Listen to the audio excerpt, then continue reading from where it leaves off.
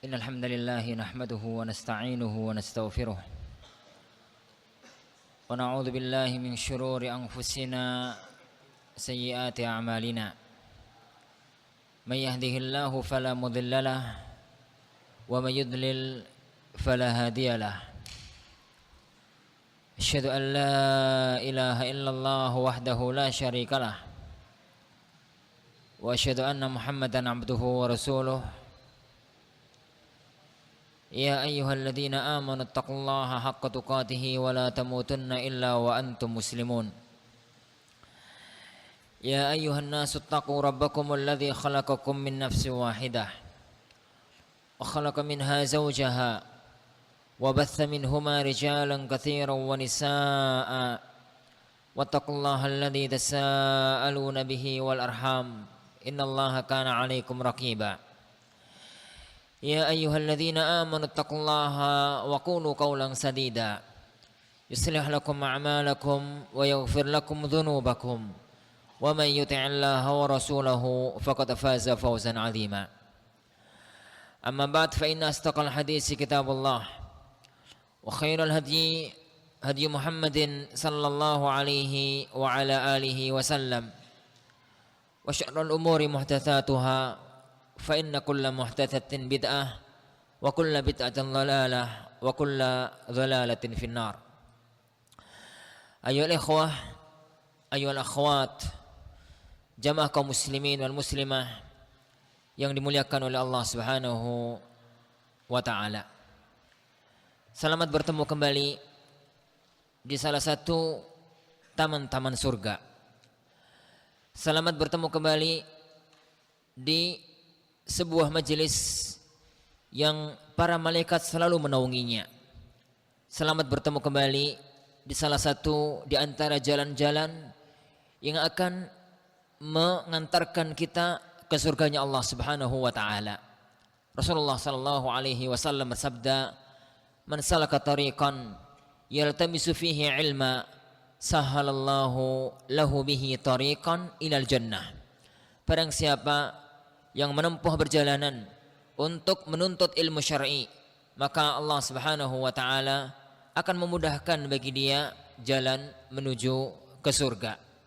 Tempat-tempat semacam ini adalah tempat-tempat yang penuh dengan keberkahan. Majelis-majelis semacam ini adalah majelis-majelis yang selalu diliputi dengan ketentraman dan kasih sayang. Majelis-majelis yang seandainya tidak ada ilmu yang kita dapatkan, maka cukuplah kita duduk di tempat semacam ini menjadi satu kemuliaan. Rasulullah sallallahu alaihi wa ala alihi wasallam menceritakan bahwasanya Allah Subhanahu wa taala memerintahkan kepada para malaikatnya untuk mencari majalisud dzikr, untuk mencari majelis-majelis zikir, dan salah satu di antara majelis zikir adalah majlisul ilm. Maka mereka pun berangkat tatkala diperintahkan oleh Allah Subhanahu wa taala untuk mencari majlisud dzikr, untuk dinaungi, diberi kasih sayang dan diliputi dengan rahmat dan kasih sayangnya. Tatkala mereka menemukan majelis tersebut, maka mereka mengatakan, "Ya Rabb, ya Allah, di dalam tempat itu ada orang yang tidak datang untuk belajar, ada orang yang tidak datang untuk berzikir, tapi dia datang lihajah, untuk satu keperluan yang lain, mungkin untuk bertemu dengan temannya, mungkin untuk ini, mungkin untuk itu." Maka Rabbuna Jalla wa Ala mengatakan, "Hum qaumun la yashqa bihim jalisuhum." Mereka adalah orang-orang yang mana orang yang duduk bersama mereka tidak akan pernah sengsara. Oleh karena itu berbahagialah tatkala Allah Subhanahu wa taala mengumpulkan kita di majelis-majelis semacam ini, di tempat-tempat semacam ini. Semoga ini adalah tanda kebaikan yang Allah berikan kepada kita, sebagaimana yang dulu dijanjikan oleh Rasulullah sallallahu alaihi wasallam, "May yuridillahu bihi khaira yufaqihu fid din."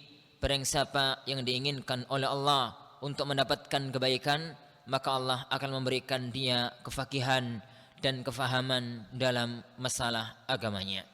Ayyul ikhwah, ayyul akhwat yang dimulakan oleh Allah Subhanahu wa taala. Namun sebelum kita bertolak, sebelum kita meneruskan majelis-majelis kita, marilah kita tata niat kita. Marilah kita tata niat kita masing-masing. Innamal a'malu binniyat Wa innama likulli imri'in ma nawa. Sungguhnya setiap amal tergantung kepada niatnya, dan sungguhnya setiap orang tergantung kepada ini apa yang dia niatkan. Jika dia baik, niatnya baik, maka insyaallah akan baik. Tapi jika niatnya jelek, maka tidak akan ada gunanya amalan seorang hamba tatkala dibangun di atas dasar niat yang jelek. Kita sangat ingat apa yang diriwayatkan oleh Imam Muslim dari Abu Hurairah radhiyallahu an, tatkala Rasulullah sallallahu alaihi wa ala alihi wasallam bersabda, "Inna awwala man tusa'aru bihimun naru yaumal qiyamah." Bahwasanya orang yang pertama kali yakni akan diazab oleh Allah Subhanahu wa taala, dimasukkan oleh Allah Subhanahu wa taala nanti pada hari kiamat, ada 3 orang. Mereka bukan para penjahat, mereka bukan yakni orang-orang yang berbuat durjana. Mereka dalam pandangan orang bahkan sebagai orang-orang mulia. Kan Rasulullah menceritakan yang pertama adalah mujahid, orang yang berjuang di jalan Allah. Ini orang yang berperang melawan orang kafir, dan berjuang dan berperang melawan orang kafir adalah amal yang tertinggi dalam Islam. Perhatikan tatkala Rasulullah sallallahu alaihi wasallam bersabda, "Inna ra'sal amri al-Islam wa 'amuduhu as-salah wa dhirwatu sanamihi al-jihadu fi sabilillah." Bahwasanya pokok segala urusan adalah Islam, tiangnya adalah salat, dan puncaknya adalah al-jihadu fi sabilillah. Tapi orang tadi yang berjuang, yang berperang, yang terluka dan akhirnya terbunuh tatkala melawan orang-orang kafir, dia pun nanti dibangkitkan oleh Allah Subhanahu wa taala. Kemudian Allah bertanya kepadanya, padahal Allah yang lebih tahu. Allah menyebutkan kenikmatan-kenikmatannya kepada hamba tersebut dan dia pun mengakuinya. Maka kemudian Allah mengatakan, apa yang kau amalkan wahai hambaku dengan seluruh nikmat yang aku berikan kepadamu? Maka dia pun mengatakan, ya Allah, dengan semua nikmat yang kau berikan kepadaku, maka aku berjuang di jalanmu, aku berperang melawan orang-orang kafir, dan akhirnya aku terbunuh tatkala berperang melawan orang-orang kafir. Maka Allah mengatakan, kadzabt, engkau berdusta. Para malaikat yang tidak mengetahui perkara gaib, tatkala Allah mengatakan kadzabta, maka mereka pun mengatakan kadzabt. Yani mereka pun mengatakan kadzabta, engkau dusta, karena Allah tidak mungkin berdusta. Sebagaimana Rasulullah sallallahu alaihi wasallam tidak mungkin untuk berdusta. Maka kemudian Allah Subhanahu wa taala mengatakan, engkau memang berperang melawan orang-orang kafir, tapi engkau hanya menginginkan disebut sebagai seorang pahlawan, sebagai seorang pemberani, dan waqad qil, gelar itu telah engkau dapatkan di dunia. Maka akhirnya dia pun dimasukkan oleh Allah ke dalam neraka jahanam. Yang kedua adalah seorang yang qari. Dalam sebagian riwayat hadis, seorang yang alim, seorang tukang membaca Al-Quran, seorang yang alim, yang hari-harinya membaca Al-Quran, membaca As-Sunnah, mengajarkan Al-Quran dan mengajarkan As-Sunnah kepada manusia. Orang-orang menjadi terang hidupnya karena orang tersebut. Orang-orang menjadi terarah hidupnya karena orang tadi. Tatkala dia meninggal dunia, dan dia dalam pandangan manusia adalah orang yang mulia, dia dalam pandangan orang adalah seorang syekh, seorang ustadz, seorang yang sangat terhormat dengan ilmu dan Al-Qur'annya. Tapi tatkala dia dibangkitkan oleh Allah Subhanahu wa taala, maka Allah pun menyebutkan kenikmatan-kenikmatan yang Allah berikan kepadanya. Dia pun mengakuinya. Kemudian Allah mengatakan, apa yang kau amalkan wahai hambaku? Maka dia mengatakan, ya Allah, kenikmatan yang kau berikan kepadaku, aku gunakan untuk mengajarkan kitabmu. Aku gunakan untuk mengajarkan sunnah Rasulmu. Aku gunakan untuk mengajarkan ajaran-ajaranmu. Maka Allah mengatakan, kadzabt, engkau berdusta. Para malaikat pun mengatakan, kadzabt, engkau berdusta. Dan akhirnya dia pun dimasukkan. Akhirnya Allah pun memasukkan dia ke dalam neraka jahanam. Seorang yang di dunia adalah seorang alim, seorang syekh, seorang ustadz, seorang yang dikenal sebagai mengajarkan kebaikan. Tatkala tidak ikhlas, maka Allah pun memasukkan dia ke dalam neraka jahanam.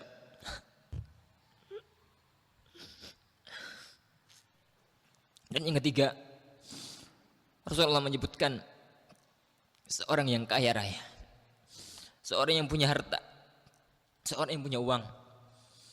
Dia menginfakkan hartanya di jalan Allah. Dia menginfakkan rezeki yang Allah berikan kepadanya untuk kebaikan. Tapi tatkala dia tidak ikhlas, maka nasibnya pun tidak jauh dari apa yang dialami oleh seorang yang mujahid tadi dan seorang yang alim. Maka hati-hatilah ya ikhwan dengan keikhlasan. Hati-hati dengan hati kita. Dulu Al-Imam Sufyan Ats-Tsauri mengatakan, "Ma'alajtu asyad min mu'alajati ala niyati," kata Sufyan Ats-Tsauri. Saya tidaklah berusaha untuk menata sesuatu melebihi apa yang saya usahakan untuk menata niatku. Karena niat ikhwan sangat mudah tergelincir. Karena niat letaknya di hati. Dan hati dalam bahasa Arab adalah al-qalb, dan tidak al-qalbu dinamakan dengan qalb illa litaqallubihi, karena suka bergonta-ganti. Hati di dalam tangan-tangan Allah Subhanahu wa taala, yang kita berharap kepada Allah agar Allah memantapkan hati kita di atas keimanan dan di atas keikhlasan. Rasulullah sallallahu alaihi wasallam, "Inna quluba ibni Adam baina usba'in min asabi'ir rahman yuqallibuhu kaifa yasha." Sesungguhnya hati anak manusia di antara dua jari-jarinya Allah Subhanahu wa taala, maka Allah Subhanahu wa taala membolak-balikkan hati sesuai dengan apa yang Dia kehendaki. Oleh karena itu, tatalah niat dari awal, tatalah niat dari sekarang atau pada waktu-waktu yang akan datang. Semoga kita tidaklah belajar kecuali untuk mencari ridha Allah Subhanahu wa taala. Rasulullah sallallahu alaihi wa ala alihi wasallam bersabda, "Man ta'allama ilman mimma yubtagha bihi wajhullah la yuriduhu aw la yabtaghihi la yata'allamuhu illa li syai'in minad dunya lam yarah raihatal jannah." Sungguhnya barang siapa yang menuntut ilmu syar'i yang memang ilmu itu tidak dicari kecuali untuk Allah, tapi dia tidak mencarinya kecuali untuk dunia, kecuali dia tidak akan pernah mencium baunya surga. Tata niat kita dan hati kita untuk mengikhlaskan niat kita kepada Allah Subhanahu wa taala dalam menuntut ilmu agama yang mulia ini. Kemudian ya ikhwan, sebelum kita mulai kajian kita, maka di awal pertemuan ini saya ingin mengingatkan apa yang dulu dinasihatkan oleh Imamuna Al-Imam Abu Abdullah Muhammad ibn Idris Syafi'i rahimahullah ta'ala, tatkala beliau mewasiatkan kepada generasi-generasi berikutnya bagaimana seharusnya menuntut ilmu dan bagaimana seharusnya mempelajari agamanya Allah Subhanahu wa taala ini. Beliau mengatakan dalam salah satu bait syairnya yang terkumpul dalam diwan beliau mengatakan, "Akhi, lan tanalal ilma illa bi sittatin." Wahai saudaraku, engkau tidak akan pernah mendapatkan ilmu kecuali dengan 6 perkara. Sa'umbika an tafsilha bibayani. Saya akan memberikan perincian, saya akan menjelaskan kepadamu bibayani, dengan bagus, dengan gamblang. Beliau mengatakan yang pertama, dzaka'un wastibarun, yani dzaka'un wastihadun wastibarun bulghatun wa suhbati ustadzi wa tuluz zamani. Dzaka ada modal kecerdasan. Kecerdasan ya akhwan ada 2 macam sebagaimana disebutkan oleh para ulama. Ada dzaka yang itu jibilli, dzaka yang memang dari sananya Allah Subhanahu wa taala telah menetapkan dia sebagai orang yang cerdas. Tapi ada dzaka yang dia itu muktasab, yang dia itu diusahakan. Ada orang yang memang diciptakan oleh Allah Subhanahu wa taala terlahir dalam keadaan kaya, dalam keadaan cerdas. Ada orang yang memang tercipta oleh Allah Subhanahu wa taala, dijadikan oleh Allah mempunyai IQ yang tinggi sehingga memang dia cepat untuk faham, dia memang cepat untuk hafal, jarang untuk lupa. Orang-orang itu adalah orang-orang yang mempunyai zakat yang jibilli. Namun orang-orang yang mempunyai zakat yang jibilli itu jarang. Rata-rata zakat itu adalah pada bagian yang kedua, yaitu zakat muktasab, zakat yang diusahakan, zakat yang diperjuangkan. Semacam pisau, tatkala dia itu adalah masih dalam kondisi tidak tajam, maka bagaimana diusahakan dia biar bisa tajam? Diasah dan selalu diasah, diusahakan dan selalu diusahakan. Bagaimana caranya agar nantinya dia itu bisa menjadi orang yang mampu untuk mempelajari? Maka itu adalah zaka'un muktasab. Dan itu ya akhwan bisa untuk diusahakan. Dengan yang kedua, yaitu wajtihad, dengan usaha dan kesungguhan. Antum ingat cerita yang disebutkan dalam biografi Al-Imamul Kisai rahimahullahu taala. Al-Imamul Kisai rahimahullahu taala adalah imam terbesar dari madhab nahwu ahli Kufah. Antum tahu insyaallah yang belajar ilmu nahwu bahwasanya sebagaimana ilmu fikih itu ada beberapa madhab, maka ilmu nahwu pun ada beberapa madhab. Yang masyhur bahwasanya ilmu nahwu terbagi menjadi dua madhab besar, madhab Basriyin wa madhab Kufiyin. Madhab Basriyun atau madhab Ahlul Basrah itulah yang dikendalikan, yang dipimpin, yang diawali, dirintis oleh Imam Sibawi. Adapun yang kedua, nahwu ahlu Kufah, maka pemimpinnya, ketuanya, puncaknya adalah Imam Al-Kisai rahimahullah ta'ala. Beliau sekaligus juga salah satu di antara imam dari imam-imam qiraat. Apakah beliau ya akhil aziz barakallahu fikum dari awal itu canggih dalam ilmu nahwunya? Tidak. Beliau diceritakan dalam biografi beliau bahwasanya beliau awalnya adalah orang yang kadang-kadang semacam kita, putus asa dalam belajar nahwu. Belajar nahwu berkali-kali nggak bisa. Belajar muhtarat, resep terus. Dapat 5 terus. Nggak bisa-bisa. Di tengah keputusasaan dia akhirnya sudah keinginan untuk meninggalkan belajar karena nggak bisa-bisa. Akhirnya dia merenung. Di saat merenung itulah Allah Subhanahu wa taala mengilhamkan kepada dia lewat seekor semut yang kecil. Di depan dia ada tembok. Dilihat ada seekor semut kecil yang naik membawa sebutir makanan. Tatkala naik dia jatuh. Dia berusaha naik lagi lebih tinggi dari yang pertama, jatuh lagi. Dia berusaha naik lagi karena pengalaman sampai di situ, akhirnya dia bisa sampai di situ lebih tinggi lagi, jatuh lagi. Berulang-ulang dia jatuh, setiap kali dia jatuh dia mengulangi, kemudian lebih di atasnya, sampai kemudian dia sampai di atas tembok. Maka dia mengatakan subhanallah, seekor semut, makhluk Allah yang terkecil dalam pandangan manusia tatkala itu. Manusia tatkala itu ya akhi belum kenal apa itu namanya apa? Ini apa? Apa bagian-bagian itu apa? Yani sel ini itu belum kenal. Semut yang kenal paling kecil. Makhluk Allah yang terkecil. Yang membawa makanan berusaha untuk naik ke atas, jatuh. Naik lagi berusaha jatuh, naik lagi berusaha jatuh. Saya manusia yang mulia. Saya seorang makhluk yang mulia. Manusia adalah makhluk yang mulia. Rabbuna Jalla wa Ala mengatakan walaqad karramna bani Adam. Sungguh telah kami muliakan anak keturunan Adam. Walaqad karramna bani Adam. Dan manusia adalah makhluk yang berakal. Makhluk yang baik. Qad khalaqnahu fi ahsani taqwim. Manusia adalah makhluk yang paling bagus. Apakah saya harus kalah dengan seekor semut? Akhirnya dia balik belajar dan Allah Subhanahu wa taala menjadikan beliau sebagai orang yang alim di zamannya.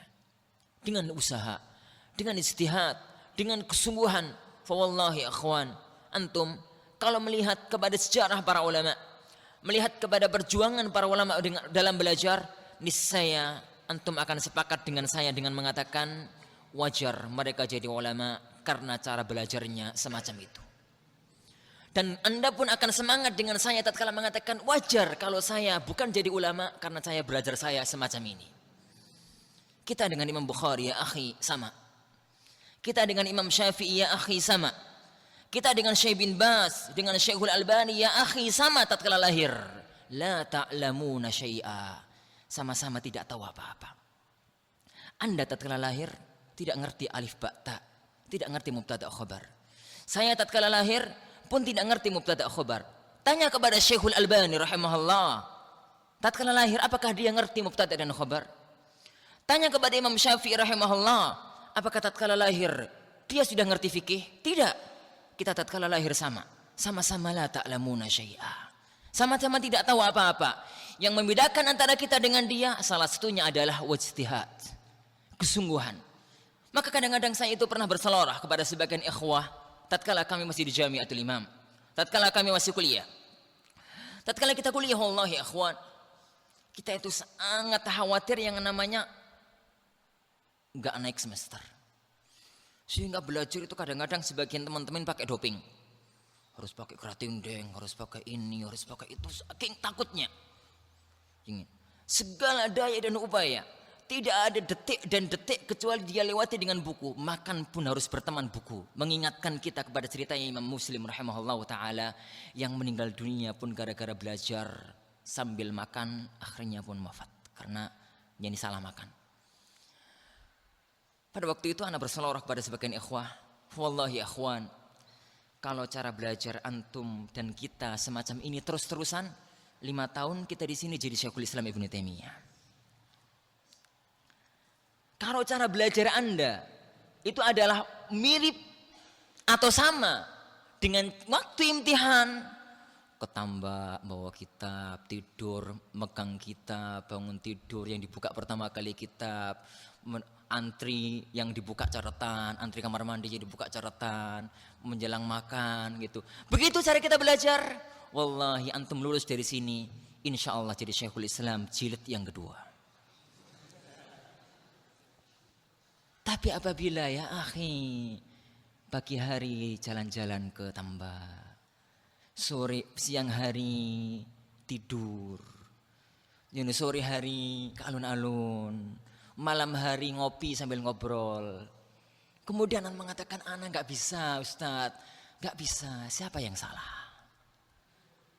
Jangan salahkan orang lain tatkala kita sendiri tidak bisa berbuat. Belajarlah dari sejarah para ulama. Ambil kisah-kisah para ulama. Perhatikan bagaimana perjalanan hidup para ulama.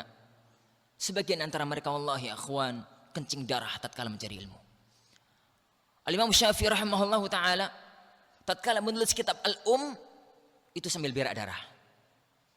Kata beliau, kata Imam Rabi, beliau mengatakan wallahi Al-Imam Syafi'i Abu Abdullah tatkala menimlakan kitab Al-Um itu menetes darah dari duburnya. Dalam kondisi semacam ini dia tidak meninggalkan ta'lim. Dia tidak meninggalkan belajar. Kalau memang kemudian dia jadi Syafi'i, dia jadi imamud dunia, saya katakan wajar. Kalau kemudian kita jadi kita, saya pun mengatakan wajar. Karena kondisi kita yang memang semacam ini. Wajtihad, kata Imam Syafi'i rahimahullah ta'ala. Dzakaun wajtihad. Dan istihad ya akhwan, itu butuh yang ketiga. Wastibar, butuh kesabaran. Ilmu tidak didapatkan dengan keenakan badan. Ilmu tidak didapatkan dengan nyantainya badan. Tapi butuh kesabaran yang tinggi. Tatkala kita berjuang di jalan Allah Subhanahu wa taala untuk menuntut ilmu, untuk melakukan perjalanan, untuk melakukan perjuangan dalam belajar menuntut agamanya Allah Subhanahu wa taala. Baik. Yang ketiga, yang keempat, Al-Imam Syafi'i mengatakan wabulghatun. Butuh bekal. Butuh bekal ya akhwan. Bekal memang butuh. Tidak bisa orang ini tidak butuh bekal dalam belajar. Alhamdulillah Allah memudahkan kita pada zaman kita sekarang ini untuk membeli buku, untuk SPP, untuk ini, untuk itu. Allah memudahkan. Lihatlah para ulama kita pada zaman dahulu. Lihatlah ya akhi para ulama kita pada zaman dahulu. Imam Malik rahimahullah ta'ala pernah menjual atap rumahnya untuk beli buku. Untuk melakukan perjalanan menuntut ilmu. Salah satu di antara cerita para ulama kita. Ini salah satu di antara cerita para ulama kita. Ada yang sampai menjual ini dan itu untuk membeli kitab. Gara-gara kepingin untuk membeli kitab dan gak punya duit. Sebagian di antara orang-orang pada zaman dahulu sampai berusaha bagaimana belajar di maktabah. Padahal maktabah itu adalah toko buku. Seorang di antara orang-orang terdahulu, saya nggak perlu menyebut namanya karena dia bermasalah dari sisi yang lain. Dia karena orangnya miskin, nggak punya uang. Bagaimana dia dalam belajar? Bagaimana cara mencari buku? Dalam membuka buku, toko buku itu kalau sore hari tutup, menjelang tutup dia masuk. Menjelang tutup, dia masuk ke toko buku. Kemudian delik, ngerti delik nggak? Bersembunyi, gitu ya. Bersembunyi di salah satu pojoknya yang nggak ketahuan. Jam 4 misalkan atau jam 5 toko ditutup. Pada waktu toko ditutup dia keluar. Gak ada orang tahu. Pemilik rumahnya pulang. Dia nyalakan lampu, nyalakan lilin. Zaman itu belum ada lampu listrik. Nyalakan lilin. Dia bawa dari rumah. Dia belajar semalam suntuk. Dia belajar semalam suntuk. Besok hari tatkala toko mau buka, dia sembunyi lagi. Semalam suntuk dia belajar di tempat itu. Karena dia nggak punya uang untuk beli buku. Semalam suntuk dia belajar. Pagi hari tatkala toko mau buka, dia bersembunyi. Sekitar setengah jam atau 1 jam setelah toko buka, dia keluar sebagaimana layaknya juga pembeli-pembeli yang lain juga sudah pada datang. Dan itu dia lakukan bertahun-tahun.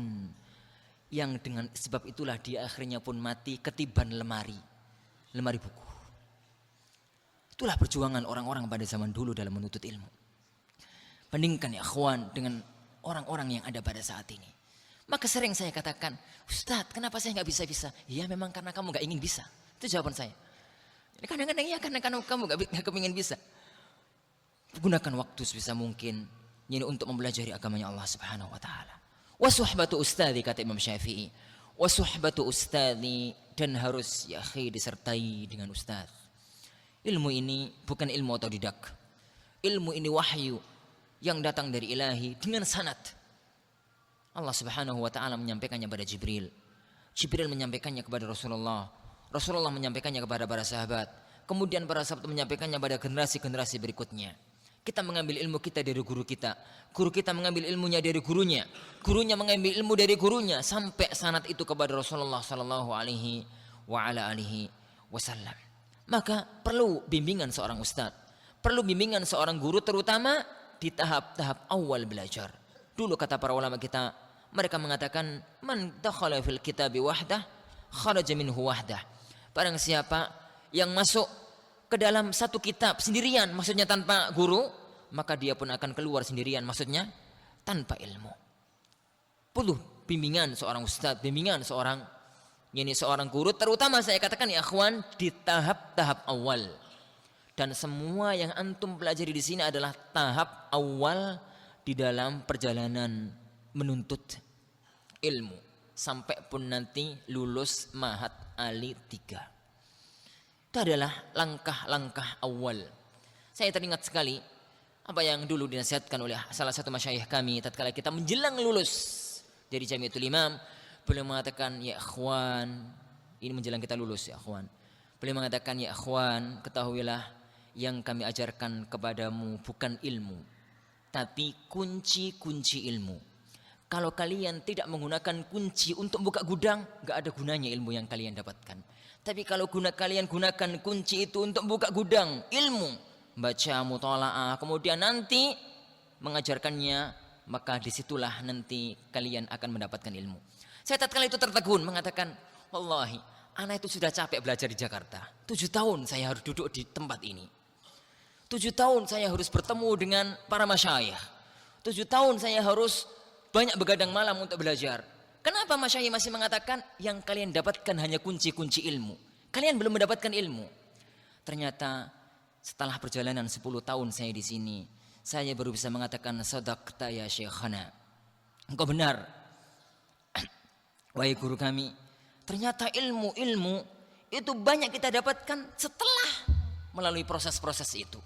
Setelah melalui kita banyak muthala'ah, setelah melalui kita banyak memperdalam kembali ilmu-ilmu yang kita dapatkan. Dan itu sering saya nemukan dari para ikhwah. Betapa banyak ikhwah yang sudah di Ali 3 mengatakan kepada anak, Ustaz, kaidah-kaidah usul fikih itu kalau saya ditanya ngerti, bisa jawab, tahu dalilnya. Kaidah ini dalilnya ini, contohnya ini. Tapi kenapa kalau ada satu masalah baru yang datang, ketika ditanya kita bengong, gak mampu jawab.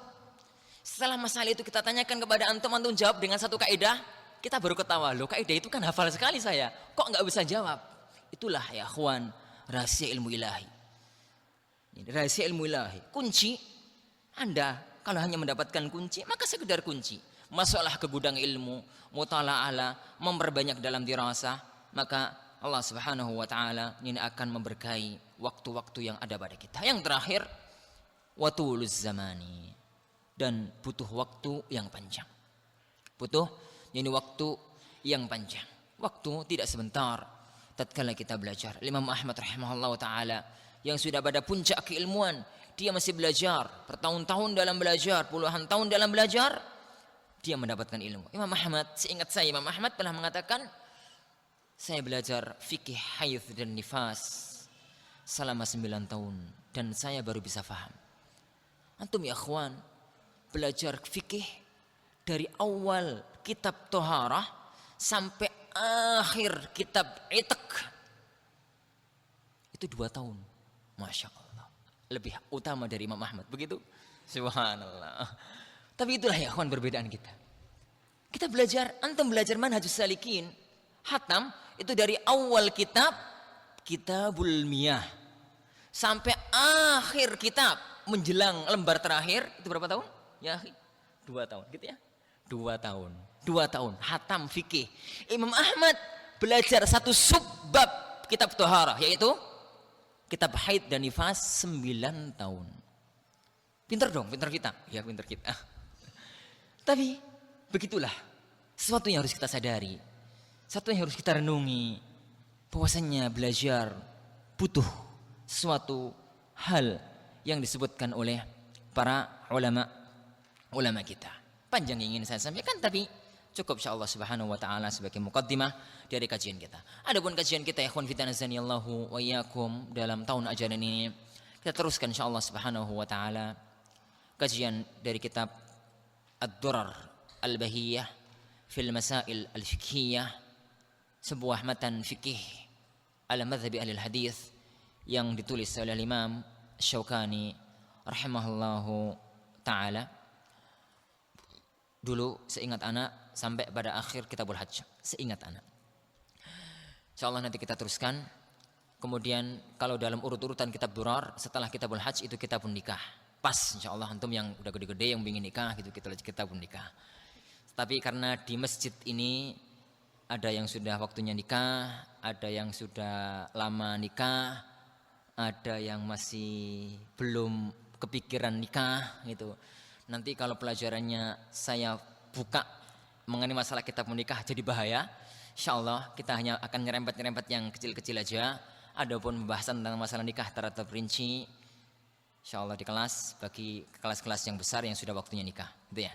Setelah itu insyaallah kitabul buyu, kitabul muamalat, kemudian kitab-kitab jihad dan kitab yang lain. Mudah-mudahan Allah Subhanahu wa taala memberkahi dalam pelajaran yang ada di kita. Kemudian yang kedua ya ikhwan, yang akan kita jadikan sebagai materi pelajaran juga dalam tahun ajaran ini, dan insyaallah kita teruskan pada waktu yang akan datang jika tidak memungkinkan kita selesaikan pada tahun ini, adalah sebuah kitab yang merupakan nasihat untuk diri saya dan untuk diri kita semua tentang bagaimana kita belajar dan apa yang kita lakukan, apa saja penghalang kita dalam belajar.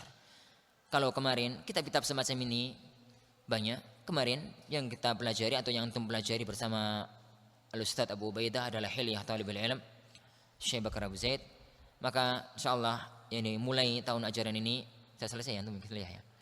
Jadi kita teruskan atau kita baca kitab yang baru, kita pelajari kitab yang baru sebagai bentuk nasihat. Wallahi sebagai bentuk nasihat untuk diri saya dan untuk antum semua agar tetap semangat dalam belajar, menata hati dan niat agar kita tidak menyimpang dari jalur ilahi dan jalur nabawi dalam kita menuntut ilmu agama ini, yaitu kitab yang ditulis oleh Syekh Abdul Aziz As-Sadhan bin Abdullah As-Sadhan, penulis risalah yang kita pelajari dalam daurah Ramadan kemarin. Jadi Syekh Abdul Aziz Ibn Abdullah As-Sadhan dalam kitab beliau Ma'alim fi tariq Ma'alim fi tariqi talabil ilm, Ma'alim rambu-rambu di dalam jalan menuntut ilmu. Satu kitab ya akhwan, sengaja kitab-kitab tentang masalah bagaimana menuntut ilmu, bagaimana rambu-rambunya, itu kita pilihkan bukan kitab turas, bukan kitab para ulama-ulama terdahulu. Kenapa? Karena kita hidup bukan di zaman mereka.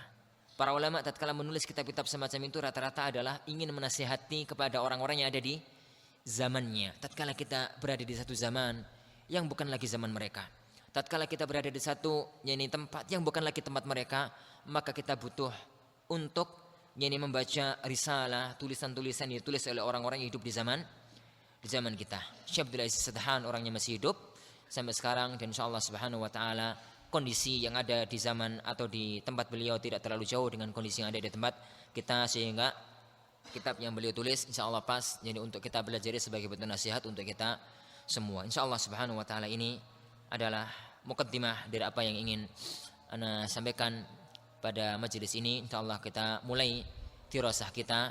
Adapun pelajaran fikih itu adalah hari Sabtu malam Ahad. Kemarin sengaja tukar jadwal dengan Ustaz Abu Hafsah, yakni karena ada keperluan keluarga, dan tadi hampir saja anak nggak bisa ketemu antum juga, tapi qadarullah rakaat pertama anak sampai sini dari tempat lain. Alhamdulillah kita bisa memulainya malam apa tadi? Malam Ahad gitu ya, Sabtu malam Ahad pada pelajaran fikih. Kemudian ma'alim fi tariqi talabil ilmi, insyaallah subhanahu wa taala akan kita pelajari juga. Lupa ya, Senin malam Selasa insyaallah subhanahu wa taala. Jadi besok insyaallah subhanahu wa taala kita akhiri. Subhanakallahumma wa bihamdika asyhadu an la ilaha illa anta astaghfiruka wa atubu ilaik. Sallallahu wasallam wa baraka ala nabiyina Muhammad. Assalamualaikum warahmatullahi wabarakatuh.